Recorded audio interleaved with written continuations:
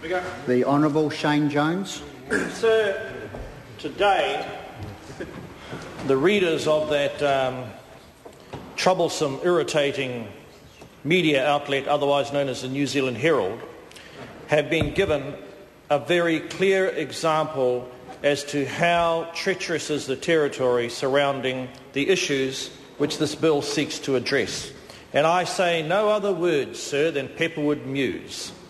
Pepperwood Mews, sir, is an institutional, physical representation of what this bill is seeking to do. But it goes further than that, sir. It is evidence of egregious, scandalous behaviour on behalf of the New Zealand Housing Agency, who, sir, are wriggling out of their obligations in terms of their own culpability, sir, in destroying the savings, affecting the mental health of people who in good faith invested in what has turned into a leaky building disaster.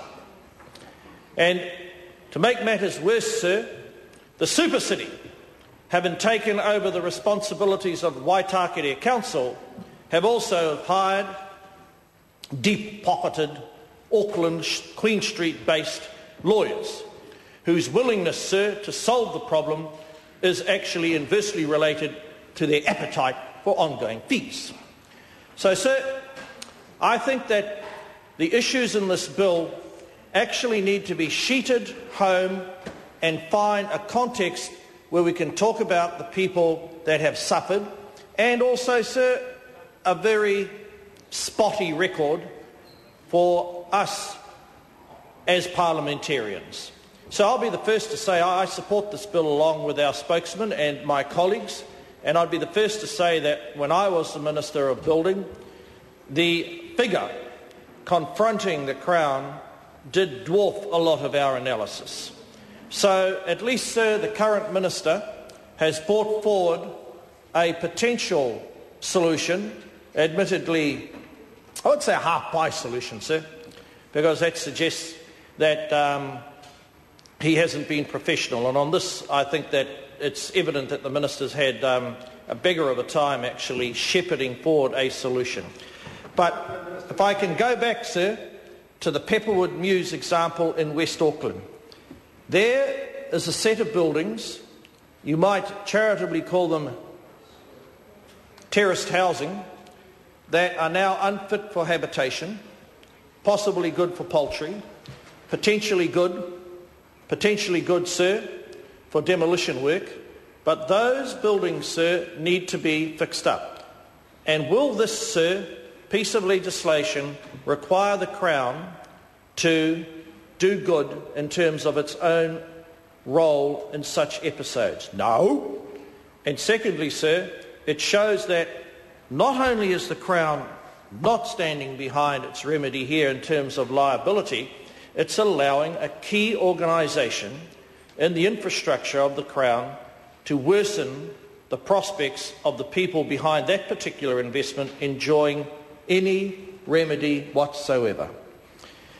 So I think an area where Minister Williamson has failed egregiously is actually in their unwillingness to seriously invest in vocational and apprenticeship training, because this is going to require a mountain of work.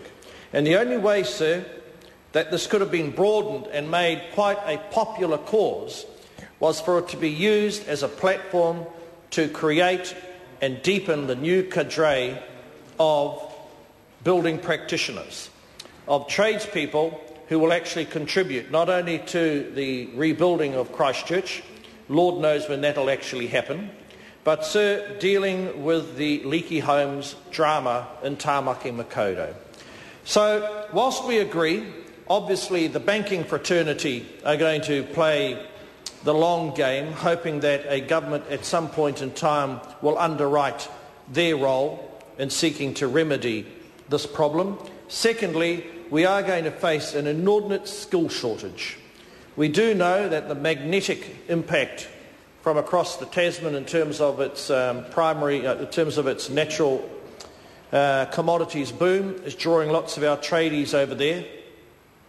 Therefore, a sensible minister and a government with a vision and a willingness to gather up the young people and put them into training so that you do actually, sir, shorten the line of people looking for jobs, because many of the people actually looking for jobs, sir, should be in jobs fixing up problems such as this, but they aren't, because they're not actually being rewarded, not being encouraged to actually go into training. So if you don't have people in training, where are they going to go? So they're going to join the unemployment queue, which is giving this very dismal picture of more and more young men and women wasting their lives looking for jobs. So there's no shortage of opportunity in dealing with issues such as this for skills, vocational training and employment, because if there's one thing underlying this problem, good that can come out of it, is that we can train and provide jobs for these trainees at a level which we can't possibly imagine, sir.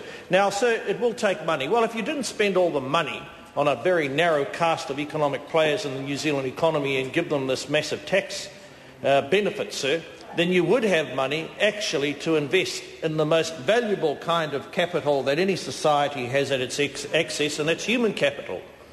But, sir, that was actually squandered. So let's ponder for a moment why the banks are unwilling to come to the party. Well, Minister Williamson has correctly been quite judicious about this. I suspect, sir, that the Australian banks, own banks, are giving instructions to their New Zealand staff enough exposure in this sector. And, sir, they are hoping that the New Zealand government will actually give them an underwrite. Well, this particular government has provided, in my view, enough underwrites, sir.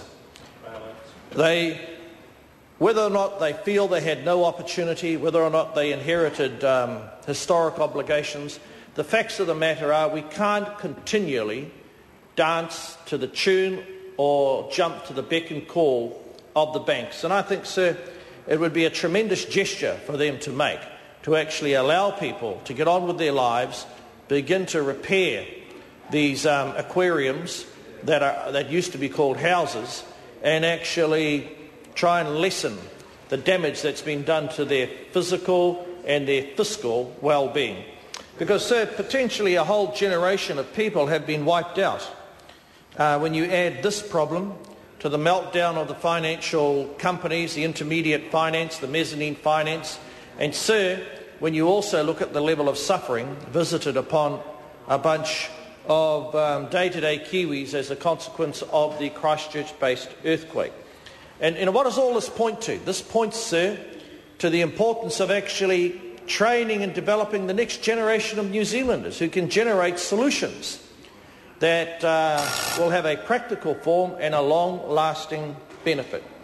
Now, sir, Minister Williamson has reflected a desire during the committee stages to take on some of our suggestions, well, at least to listen to him. He's highly unlikely to take them on. After all, sir, he has the distinction of, in a former life, showing Stephen Joyce how to ruin the telecommunications industry. So it's unlikely that that sort of deeply imprinted political DNA is likely to is about to change. But I would direct his attention. Under his watch, the building and construction industry has become anemic. Under his watch, sir, consents have plummeted. But under his watch, sir, there's a growing and desperate need for more houses and more housing solutions, because they won't all be houses, sir, in Tāmaki Makaurau, in Auckland. And as people swell the place as a consequence of domestic migration, this government continues to say, well, we'll look to private, public sector innovations. Well, if you want to know how it goes wrong, go to Pepperwood Mews. So it's disappointing that very few, unfortunately, of the national MPs have either heard of that episode or know where it is located. But rest assured, sir, the people who are suffering, they know, and they know that this minister has had 2 years to remedy that particular situation, but rather he and Mr Heatley are quietly encouraging, I presume, the commercial directors there, whatever you do, do not expose any further liability and do not put your hand up to solve the problems for these day-to-day Kiwis. So although we support this bill, sir, there are many areas where it can be improved. Kia ora tātou. Cool. Chris Tremaine.